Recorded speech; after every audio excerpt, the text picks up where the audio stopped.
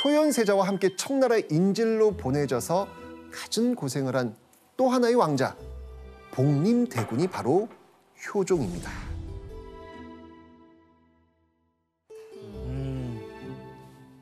그런데 이 효종이 즉위한 다음에 조선을 뒤흔드는 큰 사건이 벌어집니다. 그건 바로 청나라 사신이 들고 온 비밀 문서 때문입니다. 비밀 문서? 네.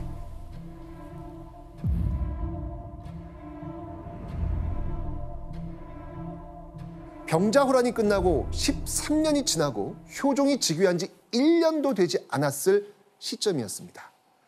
청나라에서 사신을 보낸다는 겁니다. 자, 이 조정은요, 사신을 보낸다고 하니까 청나라가 무슨 요구를 할지 몰라 분주해집니다. 당시 청나라가 요구하면 조선은 무조건 들어줄 수밖에 없는 처지였습니다. 항복했으니까요. 그죠? 자, 이 조정은요, 이 청나라 사신을 미리 만나기 위해서 신하를 보냅니다. 요즘도 이 국가 간의 협의가 필요한 일엔 사전에 만나서 이야기 나눕니다. 그렇죠? 네, 외교. 조선시대도 마찬가지입니다. 네. 그런데 이때 청나라 사신이 이상한 걸 물어보는 거예요. 이상한 거? 이상한 거? 바로 효종의 자녀가 몇 명이냐고 물어본 거예요. 효종의 쪽의 자녀? 네, 왕의 자녀가. 이거 너무 뜬금없잖아요. 네. 신하가 이상하게 여긴 건 또 있습니다. 중국에서 온 외교적인 요구사항을 적은 문서를 칙서라고 합니다. 이때 청나라 사신이 가져온 칙서는 2개였습니다. 그런데 하나는 알려줬는데 다른 하나는 꽁꽁 감추고 어떤 내용인지 끝까지 알려주지 않는 거예요. 왜지? 당연히 효종도 이 칙서 때문에 걱정이 많았나 봅니다. 그로부터 4일 후 청나라 사신을 만난 신하가 돌아왔다는 소식을 듣고 서둘러 신하를 궁으로 부릅니다. 그리고 당시 상황이 어땠는지 자세히 물어보죠. 시빈으로 하여금 칙서를 지키도록 하면서 만일 누설하는 자가 있으면 사죄로 논하겠다고 하기 때문에 아는 것이 있어도 역시 감히 말하지 못하였습니다. 10명이나 지키겠다고? 청나라는 무려 10명이나 그 칙서를 지키게 하고 만약 비밀이 새어나간다면 사죄, 즉 사형으로 다스리겠다고 이야기한 겁니다. 아무도 말을 못하죠. 그러니까요. 엄청 중요한 뭐가 있는 건데. 아유, 복잡해지는데요. 자, 그런데 여러분, 효종은 정말로 어떠한 정보도 없었을까요?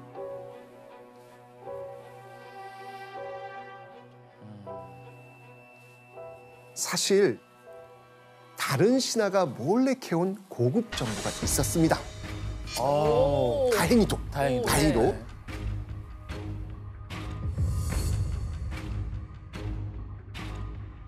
바로 이 칙서를 쓴 사람이 누군지 알아온 겁니다. 칫솔을 쓴 사람? 네. 자, 이 칙서를 쓴 사람 대체 누굴까요? 도르고.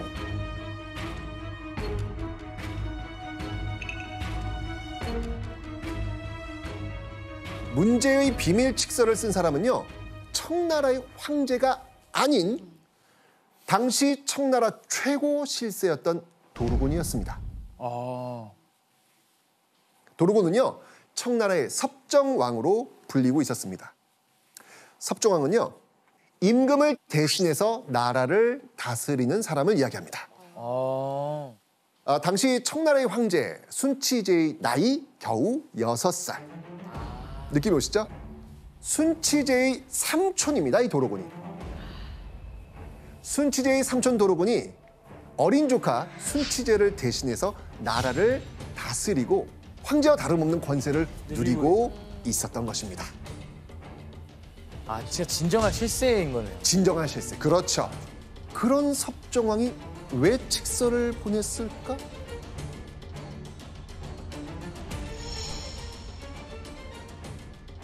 자, 어쨌건 비밀 칙서를 가지고 온 청나라의 사신이 드디어 궁궐에 도착합니다.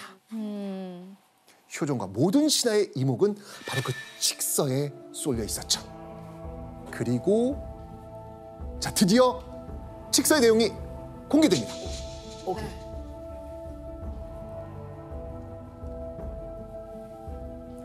대신을 조선으로 보내서 숙녀를 가려 비로 삼아 조선과 인친을 맺도록 하기를 바란다.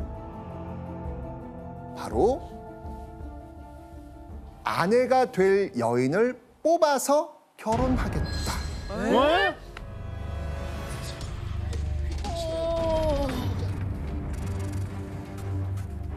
현재 공석으로 비어있는 도르군의 5번째 아내가 될 신부감, 그 신부감을 보내라는 겁니다. 자, 이 이야기는요, 곧 효종이 청나라와 사돈을 맺어야 한다는 거였습니다. 자, 이 효종은요, 이 청나라의 섭정왕, 이 도르군의 요청 무시할 수 있을까요? 아, 무시는 못해요. 효종은 당연히 거부할 수 없었습니다. 자칫 잘못해서 이 청나라를 화나겠다간 다시 병자호란 같은 후환이 벌어질 수도 있으니까요. 그 굴욕을 다시 또 네. 자, 근데 여러분 오늘의 주제 기억하세요? 뭐였죠, 오늘의 주제? 왜 조선의 공주는 오랑캐의 신부가 되었을까? 맞습니다. 결국 공주가 오랑캐 아내가 됐다는 거잖아요. 뭐? 이게 어떻게 된 일일까요? 이 가운데 청나라로 보내지는 공주는 없습니다. 다행이다. 다행이다. 오? 그러면은 그러면 그 제목은 어떻게 되는 이장에서 건가요? 보낸 건가요? 사실 그 칙서의 내용 중에 효종의 생각과 다른 내용이 또 있었습니다. 뭐요? 어떤 내용이요? 왕의 누이나 딸 혹은 왕의 근족이나 대신의 딸 중에서 참하고 덕행이 있는 자가 있으면 선택하여서 짐이 보낸 대신들이 보고 와서 답하게 하라. 공주뿐만 아니라 왕실, 대신의 딸까지 참한 자를 골라서 신부감으로 준비하라는 내용이었습니다. 그러면 딸 말고도 좀 열려 있네요. 열려- 그렇죠. 폭이 넓네요. 옵션이 열려진 거예요. 네. 이제는 왕뿐만 아니라 대신들도 자신의 딸을 걱정해야 되는 상황이 온 겁니다. 어우.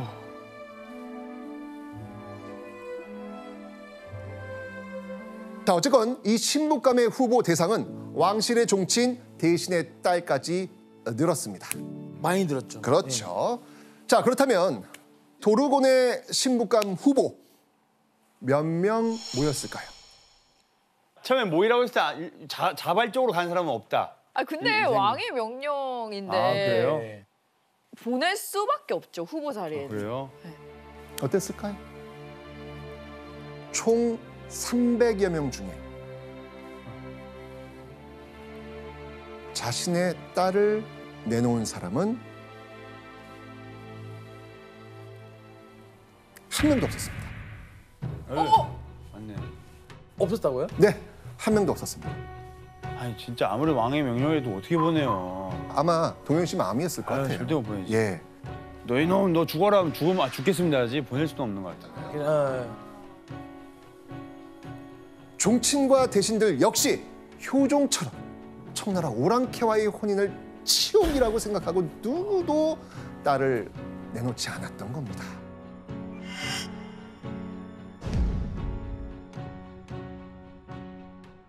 그런데 고작 이틀밖에 지나지 않았는데 이틀 만에 청나라 사신은요 얼른 신부감 내놓으라고 그냥 몰아칩니다.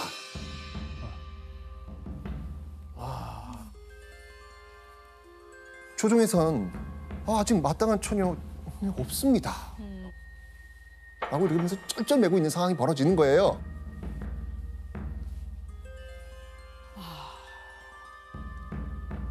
모두가 이 발뺌을 하고 있는 이런 상황. 그런데 이때 효종이 기뻐할 소식이 들립니다. 기뻐할 소식? 네. 지쳐서 갔나? 금린군이 스스로 말하기를 딸이 있는데 자색이 있다고 하였으니 선택에 적절할 듯합니다. 문제가 없는 게 아닙니다. 문제가 있습니다. 만약 청나라 실권자의 신부감을 뽑는데 단 한 명을 데려간다? 청나라 사신 반응 어떻게 나올 것 같습니까? 아, 또 어이없어. 우리 무시하는 거야? 청나라의 심기를 불편하게 만들 수도 있거든요. 자, 효종은 어떨까요? 이 상황. 아, 좀 좌불안석이죠, 다시 또. 불안한 거예요. 자칫하다간 지금 자기 딸 지금 그럴 수도 있는 거니까. 결국 자기 딸은 보내기 싫었던 효종은요. 대신들에게 딸을 숨긴 자는 처벌할 것이다 라고 아주 으름장을 놓습니다. 아이고. 계속되는 이 효종의 압박. 어쩌고 후보수 좀 채우고 싶었던 거예요. 결국 겨우 그 관리들의 딸 중에서 4명을 모읍니다. 아이고야. 그리고 이계윤의 딸을 포함한 종친의 딸 16명을 또 모읍니다. 그러니까 관리들 중에서 4명, 종친의 딸 중에서 16명. 도합 몇 명인가요? 20명. 네, 20명을 모읍니다. 20명. 와, 청나라 사신 만족했을까요? 아, 만족 안 했을 것 같은데, 느낌이. 그런데요, 이때 청나라 사신은 이렇게 말합니다. 30명에서 40명은 모아오시오. 적합한 자가 있으면 선택하고 없으면 돌아가겠소. 이러면서 화를 낸 거예요. 효종, 이건 심정이 덜컥 내려놓는 일이었잖아요. 진짜 돌아가서 말 또 이상하게 할 것 같아요. 그렇죠.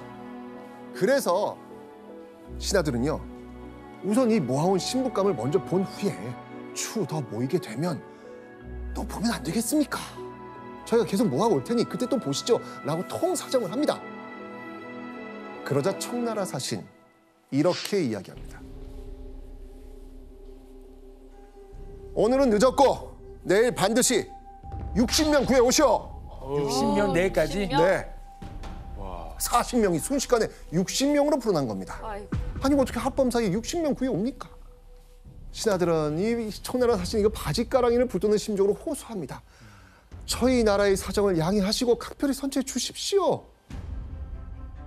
그렇게 청나라 사신의 억지스러운 요구에 신하들은 비위를 맞춰야 했죠.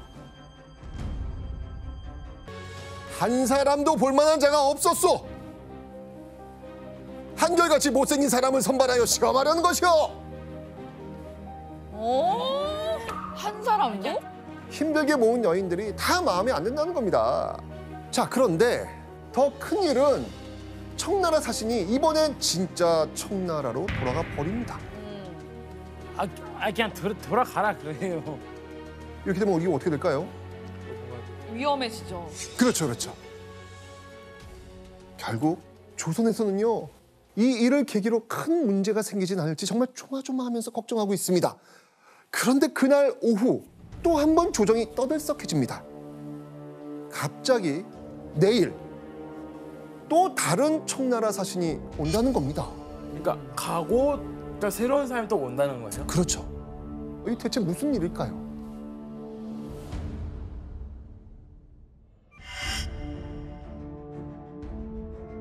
그런데 이상하지 않습니까? 화를 내면서 분명히 돌아갔는데 왜 또 다른 사신이 왔을까요? 행패 부린다는 거잖아요. 깡패짓 하는 맞습니다. 거. 마음에 안 든다고 어깃장 놓으면서 조선의 왕과 신하를 갈팡질팡하게 만들면서 자신들이 우위에 있다는 것을 알려주려고 하는 겁니다. 아이고. 자, 그렇게 이 또 다른 청나라 사신들은 다짜고짜 이렇게 말합니다. 곧바로 대궐로 갈 것이니 처녀들을 속히 단장하여 대기시키죠. 이전에 봤던 여인들을 다시 보겠다는 겁니다. 아. 자, 그렇게 이 사신은 여인들을 본 후 이렇게 말하죠.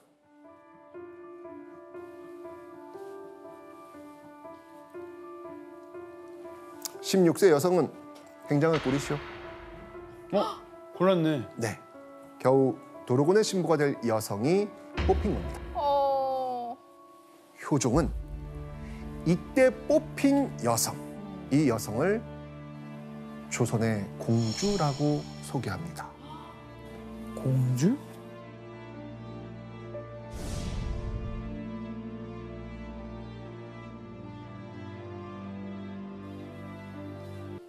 조선시대 공주들은요, 7살이 넘으면요 보통 자코라는 새로운 이름을 받는데요.